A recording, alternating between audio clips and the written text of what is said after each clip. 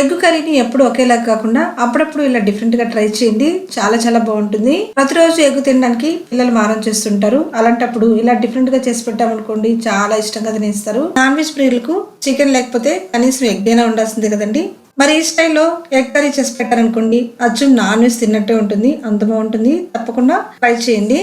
వీడియోలోకి వెళ్లే ముందు ఒక చిన్న మాట అండి. వీడియో నచ్చితే తప్పకుండా లైక్ చేసి సబ్స్క్రైబ్ చేసుకోండి. దీనివల్ల మరికొంతమందికి ఈ వీడియో అనేది ఫార్వర్డ్ అవుతుంది. నన్ను సపోర్ట్ చేసినట్టు ఉంటుంది. మన ఛానల్లోని వీడియోస్ అన్ని షార్ట్ అండ్ సింపుల్ గా ఉంటాయండి. అలాగే కొత్త కొత్త వీడియోస్ ని షేర్ చేస్తూ ఉంటాను. దీనికోసం స్టవ్ మీద ఒక గిన్నె పెట్టుకుని అందులో అడుగున వాటర్ వేసుకుని ఇలా చిన్న చిన్న బౌల్స్ ఉంటాయి కదండి, వాటిని తీసుకొని ఈ విధంగా వీడియోలో చూపిస్తున్నట్టు పెట్టుకోండి. ఇప్పుడు గిన్నెలు అన్నిటికి కూడా ఆయిల్ అప్లై చేసుకోండి. ఆ తర్వాత ఇందులోకి ఒక్కొక్క దాంట్లో ఒక్కొక్క ఎగ్గుని కొట్టి వేసుకోండి.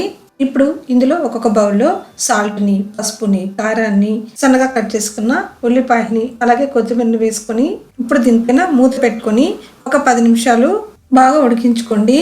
అంటే ఎగ్స్ అన్నిటిని ఇలా బౌల్లో వేసుకుని స్టీమ్ చేసుకుంటున్నాము. ఇలా ఎగ్స్ రెడీ చేసుకుని అలాగే కూడా ఈవినింగ్ స్నాక్ గా కూడా తీసుకోవచ్చండి. చాలా బాగుంటుంది. ఇలా 10 నిమిషాలు ఉడికిన తర్వాత ఇప్పుడు స్టవ్ మీద దించుకొని ఇలా ఒక్కొక్క బౌల్లో నుంచి ఒక స్పూన్ తీసుకొని చుట్టూ ఇలా ప్రెస్ చేసుకుంటూ తీసారనుకోండి చాలా ఈజీగానే సపరేట్ అయిపోతాయి. ఇలా అన్నిటిని తీసుకొని ఒక ప్లేట్లో పెట్టుకోండి. చూస్తున్నారు కదా ఎగ్ కప్ కేక్స్ లాగా ఎంత బాగా ఉన్నాయో. ఇప్పుడు స్టవ్ మీద ఒక బాండి పెట్టుకుని అందులో ఆయిల్ వేసుకొని పోపు వేసుకోండి. ఆవాలు, జీలకర్ర, మినపప్పు వేసుకొని ఫ్రై చేసుకుని ఆ తర్వాత ఇప్పుడు ఇందులోకి సన్నగా కట్ చేసుకున్న ఉల్లిపాయలని అలాగే పచ్చిమిరపకాయలని వేసుకొని ఫ్రై చేసుకోండి.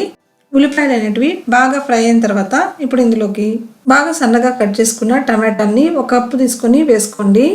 ఇప్పుడు టమాటాలన్నీ కూడా బాగా మగ్గేంత వరకు ఫ్రై చేసుకోండి. ఉల్లిపాయలు, టమాటాలు రెండు బాగా మగ్గినప్పుడే మనకి కర్రీ టేస్ట్ అనేది చాలా బాగుంటుందండి. ఇప్పుడు ఇందులోకి 1 స్పూన్ సాల్ట్ని, 1/2 స్పూన్ పసుపుని, 1 స్పూన్ కారాన్ని, అలాగే 1 స్పూన్ ధనియా పౌడర్ని, ఒక 1/2 టేబుల్ స్పూన్ జీలకర్ర పొడిని, 1/2 టేబుల్ స్పూన్ గరం మసాలాను కూడా వేసుకొని బాగా ఫ్రై చేసుకోండి. నేను ఇక్కడ ఆయిల్ కొద్దిగానే వాడానండి. ఆయిల్ అనేది కొద్దిగా తక్కువగానే వాడతాను నేను. మీకు కావాలంటే ఇంకొద్దిగా ఆయిల్ వేసుకోండి. ఆయిల్ అంతా కూడా పైకి తేరేంత వరకు బాగా ఫ్రై చేసుకొని ఆ తర్వాత ఇందులో వాటర్ వేసుకోండి. ఒక 1/2 గ్లాస్ వరకు వాటర్ వేసుకొని మరోసారి బాగా ఫ్రై చేసుకోండి.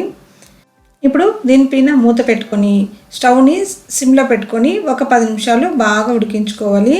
కర్రీ అంతా కూడా దగ్గర పడేంత వరకు బాగా ఉడికించుకొని ఎగ్ కప్ కేక్స్ని ఇందులోకి వేసుకోండి. వేసుకొని మరొక 5 నిమిషాలు ఫ్రై చేసుకుంటే సరిపోతుందండి. ఎక్కువ ఏం అవసరం లేదు. జస్ట్ ఒక 5 నిమిషాలు ఇలా ఫ్రై చేసుకుని ఆ తర్వాత పైన కొత్తిమీరతో గార్నిష్ చేసుకుంటే ఎంతో టేస్టీగా యమ్మీగా ఉండే egg cup cakes curry ready అయిపోతుంది. చాలా బాగుంటుందండి. తప్పకుండా ట్రై చేయండి. దీన్ని రైస్లో తీసుకున్నా, చపాతీలో తీసుకున్నా, ఈవినింగ్ స్నాక్గా తీసుకున్నా కానీ చాలా బాగుంటుంది. ఇంట్లో అందరూ కూడా ఇష్టపడతారు.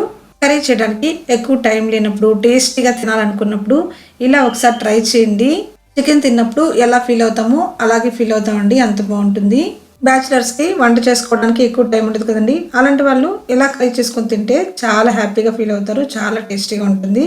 వీడియో నచ్చితే తప్పకుండా లైక్ చేసి మీ ఫ్రెండ్స్ కూడా షేర్ చేయండి. ఇలాంటి మరిన్ని మంచి వీడియోస్ మీ ముందుకు వచ్చేస్తాను. Thank you so much for watching my video.